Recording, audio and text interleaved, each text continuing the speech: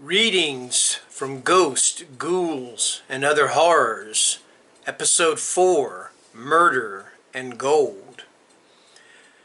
In the summer of 1968, an American family named Clark, living in England, rented a very old house in the town of Winchelsea near the Channel. The house was rumored to be haunted, but the Clarks moved in anyway, insisting that they did not believe in such things. Immediately, the Clarks set about doing some remodeling, as they were avid do-it-yourselfers. One of their plans was to cut a hole in the wall dividing the living room from the kitchen, a difficult job because of the thickness of the walls. The night after the hole was finally made, Mr. Clark awoke at about 2 in the morning because he thought he heard hammering downstairs. Sleepily taking a flashlight, he went down to investigate. To his shocked surprise, he saw the face of an old, gaunt-looking man staring at him through the hole from the kitchen side. When he recovered sufficiently to demand who the intruder was, he was again surprised to be told point blank, "My name is John Aird. I was murdered in this house 465 years, 9 months, and 3 days ago, and buried in the garden." Clark listened in utter amazement as the apparition continued.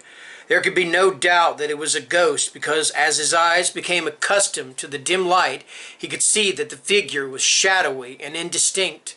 Besides, the voice was indescribably strange, as if it came from inside his own head. The ghost said that he had lived in a house in the nearby town of Tinterden, and added that his wife and children never knew what had become of him.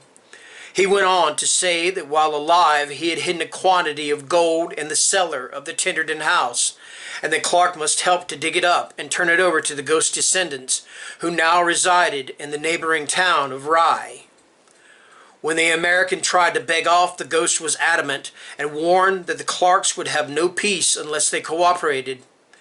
Mr. Clark reluctantly agreed, jotted down the address of the house in Tinterden where the gold was supposed to be buried, and promised to meet the ghost there the following night. The figure thereupon receded into the darkness and vanished. Still slightly skeptical, but somewhat shaken, Mr. Clark went back upstairs and, after considerable tossing and turning, back to sleep. Although by the next day he was half convinced that the whole thing had been a dream, Mr. Clark and his wife called on the people living in the house at Tinterden and told them the story.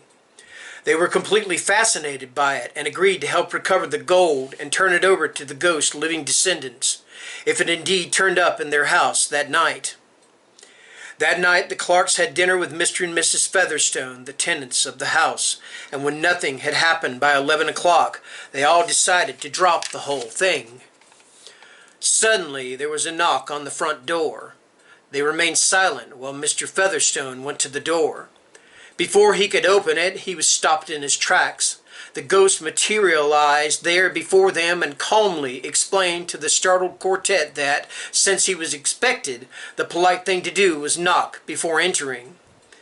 He appeared completely undisturbed by the electric lights that were burning, and though he looked terribly pale, he seemed quite solid. After slightly strained introductions were made, the ghost of John Aird led the Clarks and the Featherstones to the cellar, where he pointed to a spot in a far, darkly lit corner.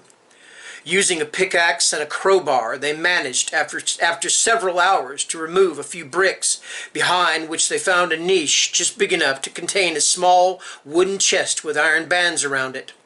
When they tried to remove it, the badly decayed wood disintegrated and out cascaded a shower of gold coins bearing the likeness of King Henry VII, who reigned during Aird's lifetime. The ghost smiled benignly and declared, "Keep each of ye 10 pieces of gold for thy trouble, but remember the rest to mine, rightful descendants, that I may sleep in peace." With that, he vanished.